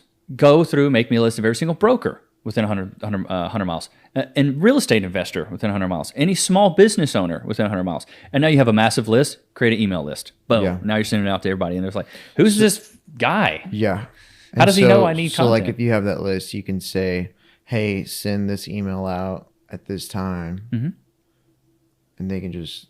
You would probably have to provide them some software. When it comes to like data mining, you got to find a guy that does data mining, but for like email campaigns, you'd have to be like, hey, do you have MailChimp or do you have HubSpot? Because email marketing you're going to have software, but you can hire somebody to do it. Be like, hey, I need somebody that does this. And you could find a VA, like on Fiverr, you could find a VA that's like, I'll do an email campaign for you and send out 500 emails a day to those people. Or you could do it yourself and go through MailChimp or HubSpot. I think HubSpot has a free account, but I don't know, man. What are your thoughts on email marketing? For you, I think it'd be good. I want to do it eventually. I think it's smart. I just got to get the emails. That's the hard part. Well, that's where you get I got to get the emails, and I'm not going to have time to do the emails. Yeah, farm them I'm out. going to have somebody help me write them. Yeah. And figure out what's going on the email. Yeah. So one of the things that we could do is if we continue to release this podcast, like every episode, we can send out and like kind of push them towards the episode. Maybe if we have like, if somebody comes on and they have like a product they're selling, include the link there, like probably do that kind of stuff. No, that's smart. It's really I just haven't got there yet. Dude, you're so, and I'm just spitballing ideas like, that's what we do all day. Yeah, We're I'm like, just, okay, what else can we do? Like, this would be cool. This would be nice. But yeah, man, it takes time, man. You're, like I've already said, you're well on your way. You got a great setup, a good vision, and you got a really good head on your shoulders. And you know what you're doing. And you're just going to learn a lot, like exponentially. You're going to learn a lot. Like from now, I think from here to 30 days from now or 60 days from now, you're going to be like, I didn't know anything last month. Now you're going to know a lot more. That's how I feel even like a year ago. The growth is just exponential. You're like, wow. Like if you would have told me I would have had this studio a year ago, I would have been like, no way. No, there's absolutely no way that was going to happen. No. But like even 3 months ago, like it wasn't even an idea. That's wild. Like this wasn't, it wasn't even a thought. This is something I've been wanting to do for a hot minute. I just haven't. Yeah. And I just feel like with this kind of stuff, especially when it comes to my business, once I like make my mind up on something, it happens and it happens very fast. Like I go 150% in. As you should. And so as you should. That's, I I feel like that's been like the biggest, one of the bigger Mm-hmm. growth. Like some people are like, how did you do that so fast? Or like you had a good first year, like you've grown an insane amount, which, yeah, I mean, for a first year business, I think we've done pretty good. Mm-hmm. I want to have more growth. Oh yeah, 100%, 100%. I'm just like, I just work every day. Like I make time for family. Like I make time for traveling too. Like it's possible to do both. Mm-hmm. But like when you're at work, what are you doing? Yeah. And like, how are you being productive during those times? Are you just on your phone scrolling? Yeah, mindlessly. Like yeah. Well, when you're, what is the saying? I would rather, instead of working a 9 to 5, I'd rather work 24/7, because that's what it is when you're an entrepreneur or solopreneur. Oh, yeah. Like you got to work all the time. Today's Saturday. Like I'm usually off, but like technically this is working. So. Technically this is working. It doesn't feel like working. It doesn't feel like working, fun, but yeah. But technically it is, because you're going to take these and probably make clips or something, you know. So, but I don't know. I love it. I love the whole creative aspect of it, because when I was making music, I loved creating music, and now it's like other people get to enjoy it. It's the same thing with content. It's like other people get to enjoy it, and I think everybody's got something that they're really good at that they could talk about. Yeah. But a lot of people just don't do it. Where it's like, okay, I'll be the one to talk about it, because why not? Yeah. And I feel like knowing how to use a camera is a skill that you'll be able to use for a very long time. Ever. Like anything technology wise, man. Yeah, like it's and once you learn the camera, because it's a tool.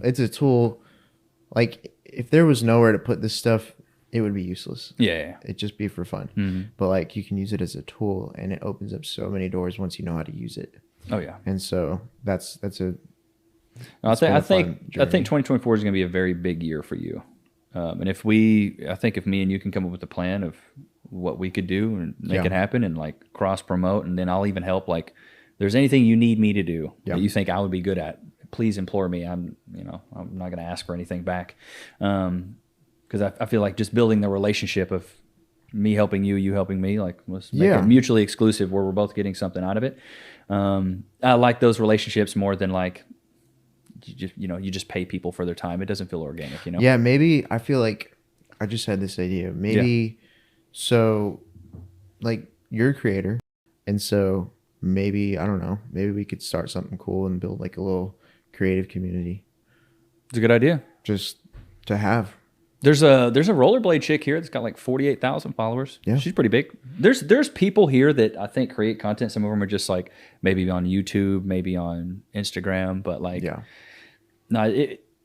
assembling people is something that I'm pretty good at, and I feel like if it got to the point you're like, let's find some people, I think I can find some people. Yeah, because I don't know, I feel like it could be cool just to kind of have everybody on the same team, like just to gain like relationships and like that network, not even necessarily work together. I think you don't have to work together. But like bounce ideas off each other, like, hey, what do you guys think of this? Like people who've done it and have experience in it. Yeah, because there's not very many people who are in your shoes around this area. Yeah. So like not anybody I know. It's like unknown territory for a lot of people, including me. Even like I haven't been like I've learned that side of things, the camera side of things, but like I'm still learning the marketing and like the branding side. Branding side. So. It's a lot. What's crazy, man, the thing I've learned is it's a lot simpler than I ever thought it was.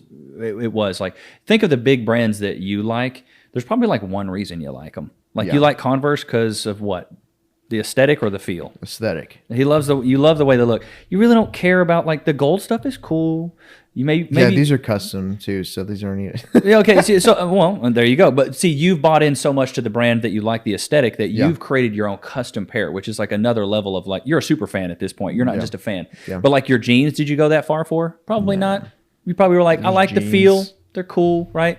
But it's like turning people from a fan to a super fan is the hard part. It's like that you get them bought into you, but then getting them bought into what you're promoting or services, that's the hard part. But you could I've always just kept it super simple. Yeah. Because I don't know if you're big on watching streams or anything. We talked about this earlier. Do you know who Dr. Disrespect is, or? I don't think so. Okay. So there's like, his name's Dr. Disrespect. He puts on a wig, he puts on glasses, and it's like he's a character when he's on stream. Yeah. You know, when he's off stream, he's a regular guy. But essentially, like good branding, good marketing, he has like some of the best because he goes into it like he's a character. and everybody knows he's a character. So I've always treated it like I need to create like an online persona, an online character. Yeah. So people are like, oh, this is you. And then when you connect with them on a real level, they're like, they take it like anytime I do an AMA, every time I hit like a milestone, I'll do an AMA and ask me anything. I get a ton of engagement on it. And a lot of people ask me really personal questions I don't want to share. But people will ask, and it's like, that lets me know they're getting bought more into the brand. Yeah. But that's the hard part. Yep. It's like, how do you get there? Post a lot. It's literally that simple. Like, because like we talked about earlier, quality is subjective. Does it have to be, can you just post whatever? Or do you have to? It has to be a niche. Have to pick, like, make a plan of what you're going to post. You don't necessarily need a plan. You just need to know, like, what do you want people to know you for?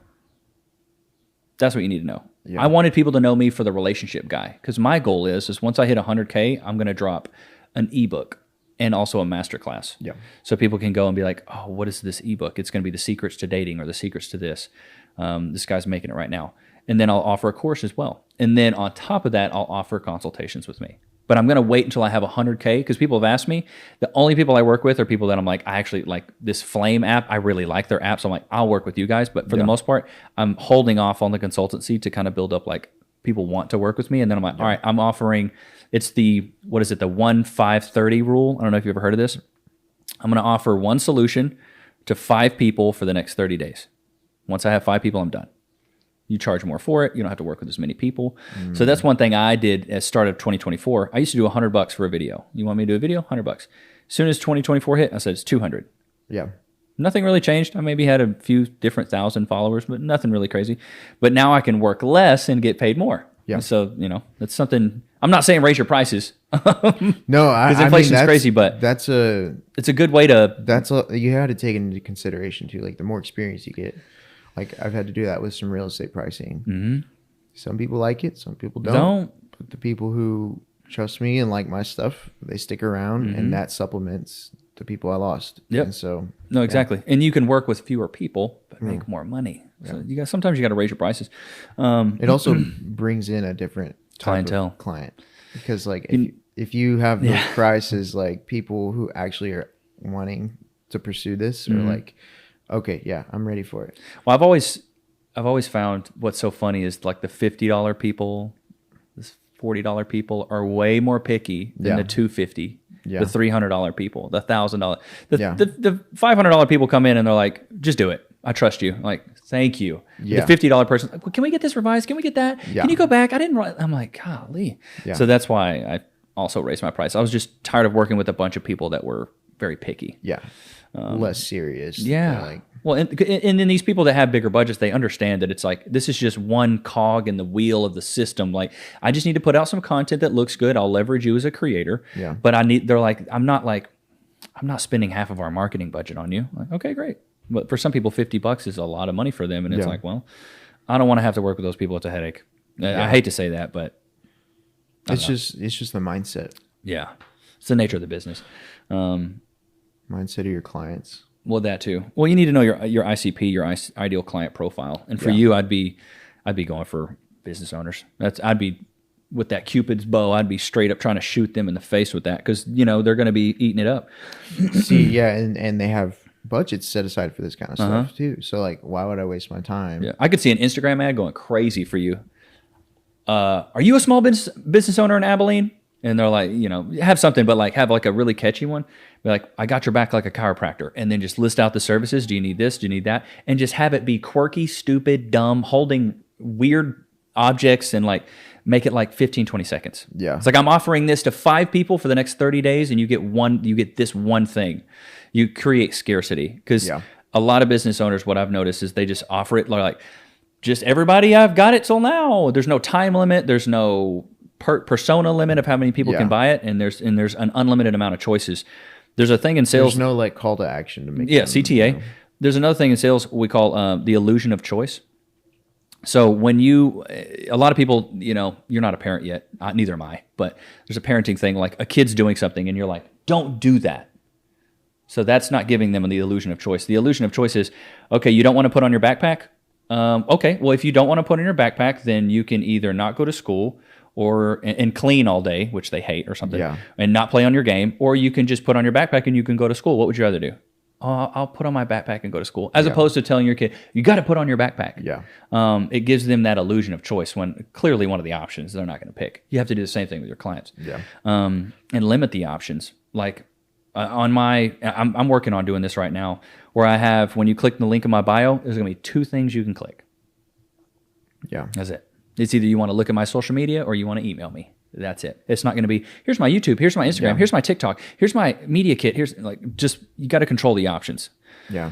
Because people get burnt out with too many choices. Yeah, too many choices, man. Like, think about when you went and bought a car, you probably looked at 5 or 6. If they only had 2, you probably would have been in and out of there in 30 minutes. Mm-hmm. But you can do that with an online business.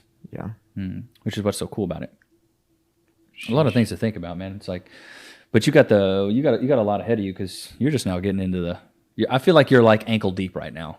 You're about to be knee deep eventually, and then waist deep, and you're going to be fully submerged and be like, I am in here. Yeah. And I feel like one of the reasons I picked this area of expertise to kind of pursue, not only is it fun, I enjoy it. A lot of fun, yeah.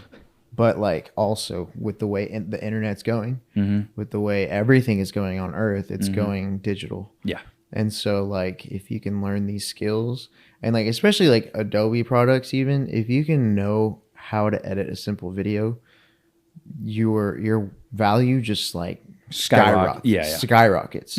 And so in the next 10 years, these big corporations who are just now catching on are going to be hiring tons of these people. Oh yeah. To market constantly. Oh, 100%. And so we're going to be seeing podcast studios, all kinds of content creation studios all over the country. Oh yeah. And so we're just beginning that. Oh yeah. Well, the content creator houses. Yeah. A bunch of content creators live together. But the creator economy is $500 million, I think, right now. It's huge. Yeah. There's guys that were making TikToks one day and now they're in Gillette commercials. Yeah. You know, like Addison Rae was a host for the UFC or something, and that Bella Thorne girl started doing music, and it's but you never know what's going to happen. And that's where I was people just need to see my face. That's what it is. And they see me and cool, they want to work with me.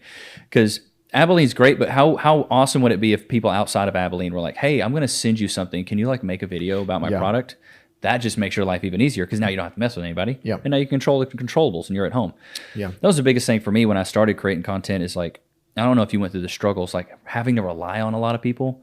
If you have a podcast, now you have to rely on one other person. Yeah. Right. And you're already relying on all the tech to work. Yeah. And so I hope we're rolling right now. Let's hope so. But but if you don't have that many people to rely on, it's I really got it for me. Yeah. And it makes it a lot less stressful, but it's just tough, man. Yeah. But it's also a really cool thing. And I think in this area especially, it'll blossom. But yeah, because there's really nothing at least that I found. If there is, I don't think there is. I want to be made aware of it, but I don't think there's anything like this. No, there's not. Within, even in 100-mile radius, 200 miles maybe. Is there anything in Dallas Oh yeah, this? Yeah. Okay, because I Austin, haven't. Which I'm assuming there's millions of people there, but Lubbock, Amarillo, Abilene, Midland, Odessa, all of this part of Texas. I don't think there's anything probably. Highly doubtful. Now, I will say, in Dallas, you can rent a studio spot. It's just not as cool as this. Yeah. This has a homey feel. Yeah. It feels warm. It feels customized. The ones there are just it's almost like a newsroom. Where it's here's a table. If you want to put something up, you can. Yeah. This has more of you watch it and you feel cozy. Yeah. It's a big difference. Yeah, I kind of wanted it to give a Abilene vibe.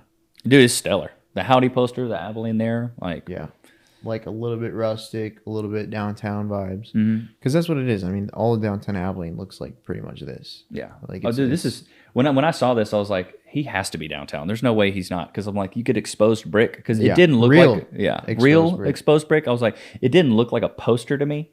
Because you can do wallpaper. That's what I did for my room. I was like, I want a slat wall, and I was like, they're $3,000. Yeah. I was like, I'll just get wallpaper from Target. Yeah, that was a good thing about this spot. I didn't have to change any of the walls.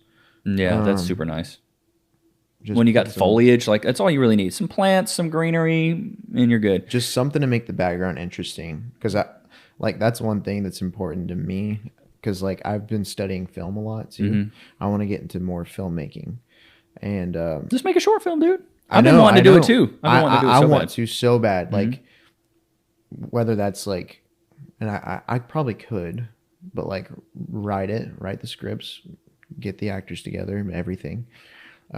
Before this, having these cameras, I was more limited as to what I could do. Yeah. But now that I have more stuff, it's coming closer. Yeah, dude. I would love to do it. And so there's been a couple opportunities with some nonprofits to make some films for them. And it's just, I'm so freaking excited because that's going to be fun. I've never really got to do a full one, but it'll be cool. So like a 15-minute or something, like a short film? Yeah, that'd be cash, dude. So and a lot of brands need that too, like to tell their story, like to tell their past, like give their history and why they should trust that brand. Like, I don't know. It's more of a fun thing. Oh yeah. For me, like content creation is fun too, but it's real short. You don't always get the best circumstances to make the shot look the best and like the most cinematic. And I mean, you can try to make shots interesting, but you got to do what you got to do. You don't get 15 to 20 takes. You have to deal with what you're given. Yeah. So like, and you don't always have good lighting and like, unless you're in the Howdy studio, obviously. yeah. But so what's the goal for you? Like in the next 30 to 60 days, like what are you hoping happens? What would be an ideal situation for you? As far as the studio goes, or like business? Business, studio. So, I mean, I'm still trying to build up my clientele. We have memberships for the studio. If I can build up that membership list to even like, I think we'd be probably maxed out at like 5 members. So what do you get with a membership? So like a membership, you get full access to the studio. You get 4 podcasts per month, up to 2 hours, no longer than 2 hours. Okay. You come in, bring your guest. We'll completely produce it. We will help you with the title cover, thumbnail. We'll design that. We'll do a little mini marketing shoot to promote it, and we'll also distribute it to Spotify, Apple Music, YouTube, all those everything. So like people who don't really have any experience doing any of that, yeah, they'll come here and we'll do everything for 4 podcasts a month. Yeah, and you'll get 10 reels cut up from those podcasts. Oh, dude, that's really good. Yeah, that's a deal. So, what do you do like? Because when I distributed music, I did like CD Baby. Like there's this platform called Red Circle. Okay, I don't think I've heard of Red Circle. You can have pretty much as many shows as you want. Okay, and so you push it on there, and then it pushes to Spotify, Apple Music. Okay, yeah, iTunes, distributor. That's cool. But so there's members. So that's kind of the thing. You can also do individual episodes, which we've had individual because some people don't want to do that many. Right. And then if you're only wanting to do like 2 a month, we can make a curated package for you. Right. But if we have 5 members filming 4 times or once a week, I mean 1 every day, I think we'll be pretty maxed out at that. That's a lot of content. A lot of content. That's a lot of content. I mean, that'd be probably my goal with this. Yeah. At that point, we'd probably bump our prices. Because I mean, if we can only have 2 clients for a higher price, and why not? Yeah, less work. Yep. But that's kind of my vision here. It's also just a spot for us to like grind and like edit and do that kind of thing. A meeting spot for the team. How big is the team? It's just 2 of us. So it's just you and Mike? Yep. Mike. Okay. Michael. Okay. Did you go to college with him? For a semester, but he's still in college. Yeah, he's going to Hardin-Simmons. Oh, is he younger than you? Mm-hmm. Oh, okay. Yeah, so he also goes to Bethel and helps out over there. Oh, okay. So did you guys meet at school or at church? We met at school. At school. Okay, gotcha. Yeah, and then we kind of started hanging out at church. Gotcha. And is Mike kind of like you? He can do the Adobe stuff. He can do most things. Okay. Yeah, we're training a lot. He worked in the media department, production at Hardin-Simmons. Yeah. And then he started helping me out, and so he kind of had a knowledge of some basic stuff. Yeah. Which was great. It was a good starting point. And so I've just kind of been helping him figure out all the other ins and outs of content creation, like how, and even like I've been teaching him real estate photography and like that kind of thing. And but yeah, so the podcast studio, maybe hopefully, and my wife helps me too. She helps me a lot. So let me ask you this: would you rather have the podcast be bigger, the Howdy podcast, or would you rather have the business be bigger? Like, would you rather be getting more attention via the podcast or, getting more attention via the business services and doing that? It's a hard question because I got to follow up on that. Because if the Howdy podcast continues to grow, that could be a very big door to many things online. I don't know, why not both? It's just tough, right? It is tough. It's tough. And right now, my priority is obviously the business. Yeah. I'm doing this podcast as a form of marketing. Yeah. For my business. That makes sense. If nothing happens with it, that's fine. It's not going to hurt my feelings. If it blows up, if people start watching it, liking it, that's fine too. Like, we'll keep doing it. But yeah, so that's pretty much it for the studio, just getting more clientele and getting the word out there. I kind of want to have people coming in from like Lubbock and Midland and have everybody meet here to film content. We also have like content creation packages. So like you can come in for 2 hours for X amount of dollars and we'll film as many like YouTube videos, TikToks, shorts as we can within that 2 hours. And then we'll edit all of it and send it to you. And they can do whatever they want with it. Right. So that's another form, because not everybody does podcasts. Some people just want short form content. Yeah. And so if they want to make a YouTube video, we'll set up a talking head video for them, that kind of thing. Just like a full scale, anything with a camera type thing. And then we're on retainers with multiple businesses throughout the town. And so we'll cover events, photography, videography, make some reels for them. That kind of thing. But yeah, honestly, 2024 is just mainly getting this up and running, consistent, and getting a few more retaining clients. Yeah, that's all you can do, man. Yeah. Brick by brick. That was a hypothetical. There's no right answer to that one. I was just like, I wonder what you would, what would you like more? Yeah, it's hard. Probably 2024, I would say the business. Yeah. Well, because the podcast you can do when you want, and the business is going to be more of like the business pays the liquid. Yeah. The business pays the liquid, the cash that you want coming in. So that makes total sense. But yeah, man, I'd be excited to see what changes from now in 30, 60 days. The growth is crazy when you're consistent, man. Trust me. I couldn't believe I'd be where I am today. Even the small consistency that I've had this last month, like, well, you almost got 10K views on a video the other day. Yeah. It was really good. The giveaway with Espresso, if you haven't, well, it's probably going to be over by the time this comes out.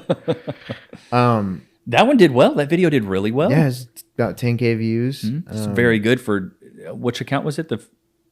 Was it the Flights and Sites? Okay. And you only have a couple hundred. Like, that's really good. So I grew 100 followers in like 2 days. Yeah, that's really good. And so like just doing that kind of thing. And so, and Espresso has a good reputation. She's great. Like, everybody loves her in the community. She only has like 2,500 followers. It's a good chunk for, she hasn't really been doing it that long, really. And so, yeah, it was good. She has loyal fans. And that's all that matters. Very loyal. Well, it's fans. like the whole. It's like, would you rather have 1,000 fans that are super loyal or 10,000 that aren't? It's like, I'd rather have 1,000 loyal. Yeah. And so with me having 78,000, it's like a lot of them aren't loyal. Most of them aren't. Like, I have a core audience, but most of them are just like, Oh yeah. That's how it was with my meme page. Yeah, people are like, I don't care about you. I grew a meme page to like 5K, and then it brought me nothing. Like, I tried to make money off of it, didn't really do anything. Yeah. The people who followed me were just following you for the memes. They're meme guys. They just like to troll. They just like to say dumb things. I did get to make a couple phone calls though with a few of them. Really? Yeah, it was kind of cool. Did you go like live on IG or something? Or? No, it was just in the DMs. Like, they were like, "Hey, I'm going through this stuff and like I'm struggling." And oh, really? That's cool. Yeah, it's just, I mean, there's a few good conversations come of it, but I was doing that for a bit. I was going on IG live and like I would basically give like a relationship advice or like ask a lot of questions of their relationship status and do that on IG live and put it on YouTube. But it was just more work, and I was like, I don't like to rely on other people. Yeah, I actually never publicly revealed my face or my identity for that meme page. And so I did one Instagram live and it was a face reveal. I had Rey Mysterio. Yeah. Like the wrestler. You had a Rey Mysterio mask on? Well, it was like a Nacho Libre mask. Oh, okay. Same idea. Yeah. I had it on. It was a freaking wreck. Like there was like 100 people watching, just waiting for me to take off the mask. Because they're like, who is this guy? Yeah, who is this guy? And then they're probably just gonna roast you. Once and you I had take it like off. a Supreme like bag, like satchel around my thing. You're fitting the vibe. Reese's Puff Box in the bag, Like, it was good. That's and funny. then we listened to Life is a Highway. Like it was epic. And that was it was pretty much the last thing that I ever did on the page. And then I never took the mask off.